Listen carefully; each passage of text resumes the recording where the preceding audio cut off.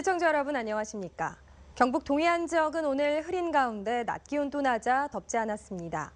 오늘 아침 최저 기온은 17도에서 21도의 분포로 어제보다 2, 3도가량 낮았고 낮 최고 기온도 23도에서 27도에 머물렀습니다. 내일은 대체로 맑은 가운데 아침 최저 기온 16도에서 19도, 낮 최고 기온은 25에서 28도로 오늘과 비슷하겠습니다. 바다의 물결은 1에서 2.5m로 먼 바다에서 높게 일겠습니다. 오늘 새벽 4시 30분쯤 포항 호미곶 동쪽 40km 해역에서 구룡포 선적의 27톤급 통발어선이 전복돼 배에 타고 있는 선원 9명 가운데 4명이 숨지고 2명이 실종됐습니다.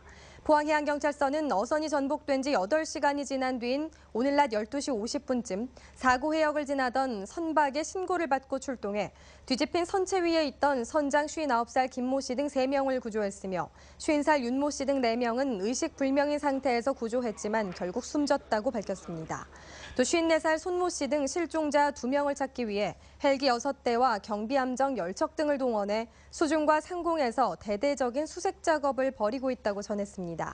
사고 어선은 오늘 새벽 3시쯤 붉은 대게를 잡기 위해 구룡포항에서 출항했다가 높은 파도에 의해 뒤집혔으며 사고 당시 선원 9명이 타고 있었습니다. 내년도 정부 예산이 역대 최고로 편성된 가운데 대구와 경북 지역 예산은 대폭 삭감된 것으로 나타났습니다. 경상북도에 따르면 내년도 국비 확보 목표액은 5조 2천여억 원이었지만 정부 반영액은 목표액의 62%인 3조 2,400여억 원에 그쳤습니다. 대구시의 경우도 정부에 3조 4천억 원의 예산을 신청했지만 목표액의 83%인 2조 8,700여억 원이 반영됐습니다. 대구시와 경상북도는 국회 예산안 심의 과정에서 추가로 반영이 되도록 노력할 방침입니다. 울진군의회 장시원 의원은 오늘 제219회 임시회 5분 발언을 통해 군에서 의욕적으로 추진한 대형 사업이 사전 소통 부족으로 오히려 주민들로부터 부정적인 평가를 받는 경우가 많다고 지적했습니다.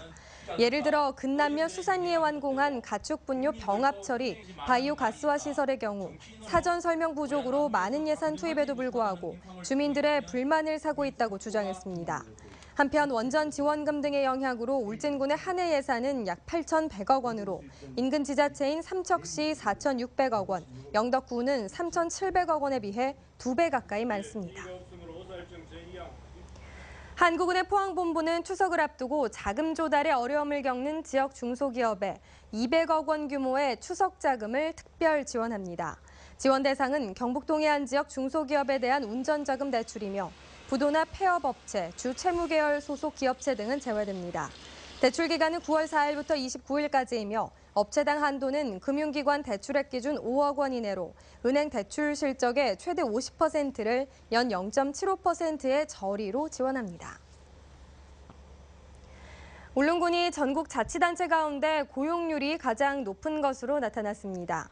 통계청이 어제 발표한 2017년 상반기 지역별 고용조사 결과를 보면 울릉군의 고용률은 81.3%로 전국 최고를 기록했습니다. 울릉군의 고용률은 지난 2013년 79.3%, 2014년 81.7%, 2016년 79.5%를 기록하는 등 5년 연속 전국 1위를 기록하고 있습니다.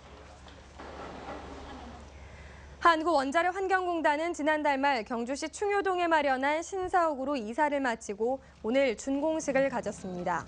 신사옥은 지상 1층, 지하 1층에 업무와 부속 건물 등 6동으로 지어졌고 지열 냉난방에 800m의 건물 옥상 산책로를 만드는 등 에너지 1등급을 적용한 친환경 건축물로 설계됐습니다. 원자력환경공단은 지난 2011년 3월 지방 이전 공공기관 최초로 본사를 경주로 이전해 6년여 동안 옛 경주 여중을 리모델링해 임시사옥으로 활용해왔습니다. 오늘부터 사흘간의 일정으로 경주 화백 컨벤션센터에서 48개 원전 관련 업체 5천여 명이 참가한 2017 대한민국 원자력 산업대전과 원자력 기업 취업박람회가 열리고 있습니다. 올해로 3회째인 산업대전은 처음으로 원자력 기업 취업박람회를 연계해 원접기업 전시회와 관련 세미나, 수출 상담회 등이 동시에 진행됩니다. 포스코그룹 6개사가 오늘 서류 접수를 시작으로 하반기 대졸 채용 공모에 들어갔습니다. 올해 채용은 포스코와 함께 포스코 대우, 포스코 건설, 포스코 에너지, 포스코 캠텍과 포스코 ANC 등 포스코 그룹 6개사가 동시에 진행하고 서류 마감은 9월 15일 오후 2시까지이며 인적성 검사와 면접을 거쳐 11월에 최종 선발합니다.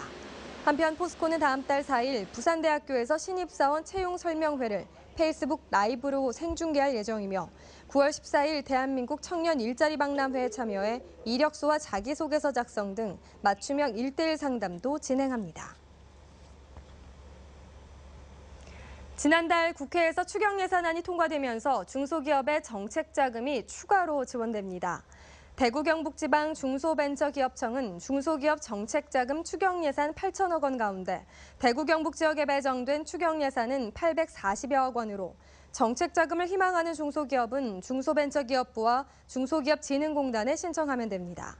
이번 추경 예산은 중소기업의 고용 창출과 일자리 개선을 위한 것으로 신청이 많을 경우 고용 계획이 있는 기업을 우선 심사할 예정입니다. 울릉도는 전국의 파워블로거 30명을 울릉도로 초청해 온라인 홍보에 나섰습니다.